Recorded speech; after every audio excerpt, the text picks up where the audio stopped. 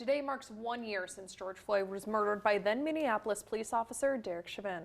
Chauvin's knee was on Floyd's neck for more than 9 minutes, causing his death and sparking unrest across the nation, including right here in Southern Oregon.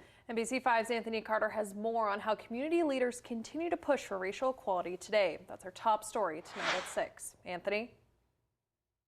Grace, Craig, this past year has seen an ongoing call for justice and change in Oregon and across the country. From community conversations to state laws aimed at combating systemic racism, community leaders say even though Chauvin's conviction was an important first step, the fight for equality must continue. Following the death of George Floyd a year ago, hundreds filled the streets of downtown Ashland chanting his name.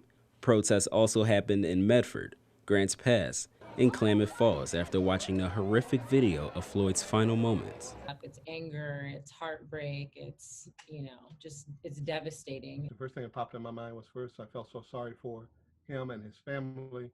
And then secondly, it was the straight to, here we go again. The video even made veteran police officers stand up and openly condemn the actions. Any police officer who exhibits what he exhibited that day has to be held accountable. Nobody's above the law. Since Floyd's death, the Oregon legislature has passed several police reform bills, including a ban on chokeholds. The Ashland and Medford school districts began conversations and teachings about race with students and staff. The two combined to hold a Black Youth Leadership Summit back in February. Give our kids an opportunity to come out and speak up and what was affecting them. Ashland School District's Becca Leroy says one of the first steps to change is to create new policy. She emphasizes that it's critical for people to understand the potential harm for BIPOC students when there is no representation in the classroom and the community. You need both. You need to change hearts, and we need to put policy in place when people aren't ready to hear that, or it's not speaking to them personally yet.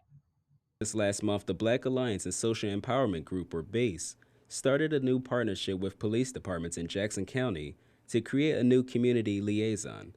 The person will work to build a better relationship between several local law enforcement agencies and people of color. Just took it upon myself to really say, hey, we need to have something here, especially if we hope to keep people here and really make this place an inclusive community for all groups. Local advocates keeping their foot on the gas for the fight for racial justice and equality for years to come. The talk was not enough. We can always be sorry, but after a while, I don't care about you being sorry. I want to see what you're doing about it. I think that's where we are at this point. We are at that point of moving toward what we need to do to make a change. Not just talk about making a change, but making a change.